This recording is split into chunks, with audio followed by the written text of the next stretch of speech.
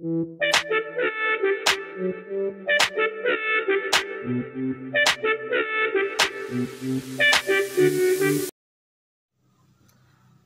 selamat siang. Bagaimana dengan kabar kalian?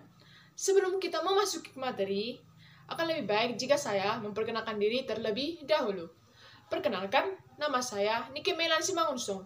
Saat ini, saya berdiri sebagai seorang anggota Humas yang akan menerangkan salah satu jurusan perkuliahan yang mungkin akan kalian ambil untuk kedepannya di perguruan tinggi negeri.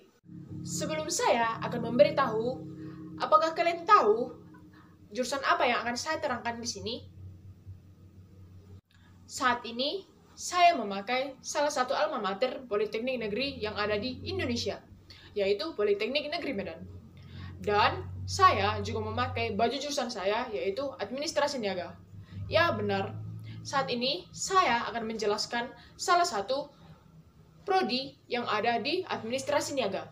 Dan prodi tersebut adalah Administrasi Bisnis.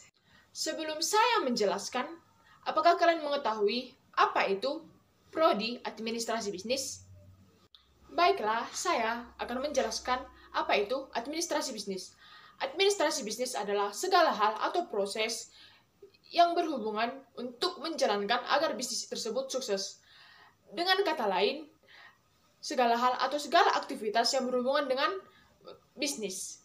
Mungkin ada beberapa dari kalian masih bingung, administrasi bisnis berarti hanya menjadi staf administrasi dan sebagai seorang pebisnis. Tentu saja tidak, karena di prodi ini kita akan mempelajari banyak hal yang tidak hanya berhubungan dengan bisnis dan administrasi. Memang di administrasi bisnis kita akan belajar apa saja, Kak? Kita akan belajar pemasaran, hukum bisnis dan etika, manajemen, ekonomi, kesekretariatan, dan bahkan kewirausahaan, dan masih banyak lagi. Sangat banyak, bukan? Itu masih beberapa dari yang saya sebutkan.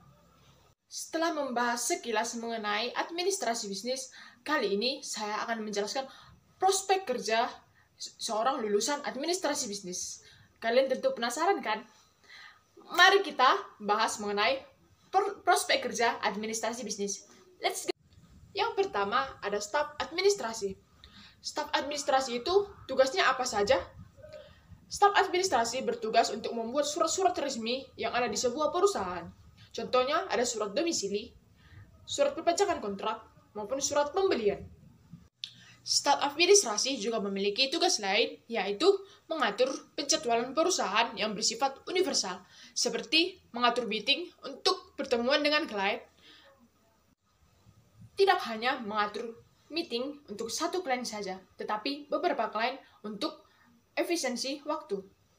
Nah, itulah tugas dari staf administrasi. Yang kedua, kita akan membahas prospek kerja manajemen perusahaan.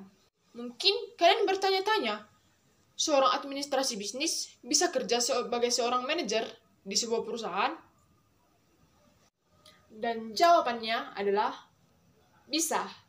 Mengapa? Karena kita dapat melamar di sebuah program yang namanya manajemen train yang diadakan oleh perusahaan-perusahaan besar. Karena di situ atau di program itu tentunya kita tidak hanya bekerja, akan tetapi kita akan diberikan ilmu agar dapat ditempatkan di manajemen tertentu di perusahaan tersebut. Untuk menjadi seorang manajer harus bisa apa, Kak? Untuk menjadi seorang manajer kita harus bisa memberi keputusan, memberikan motivasi, melakukan delegasi, dan bahkan mengembangkan seseorang dengan penilaian, saran, dan training yang akan kita berikan. Nah, itulah prospek kerja manajemen perusahaan. Yang ketiga, ada staf SDM atau staf sumber daya manusia.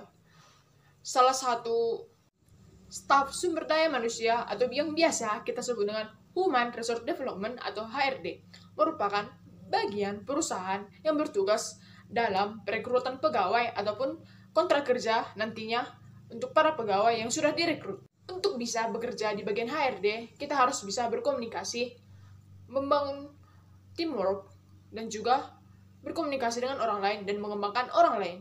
Dan yang keempat, ada staf pemasaran. Staf pemasaran bertugas untuk melakukan promosi di sebuah perusahaan. Staf pemasaran inilah tentunya yang bertugas untuk meningkatkan penjualan produk ataupun jasa yang dilakukan oleh perusahaan, yaitu dengan melakukan berbagai cara promosi. Staf pemasaran berpeluang untuk menjadi seorang manajemen pemasaran atau naik jabatan. Manajer pemasaran bertugas untuk melakukan wawancara, merekrut, dan mengatur para staf pemasaran, dan juga untuk menciptakan proyek-proyek yang akan dilakukan nanti untuk memasarkan produk ataupun jasa. Dan artinya, manajer pemasaran dituntut untuk dapat berpikir secara kreatif. Dan yang kelima, ada entrepreneur. Seorang lulusan administrasi bisnis tidak hanya mampu bekerja di perusahaan orang lain, akan tetapi mampu untuk melakukan atau menciptakan usahanya sendiri.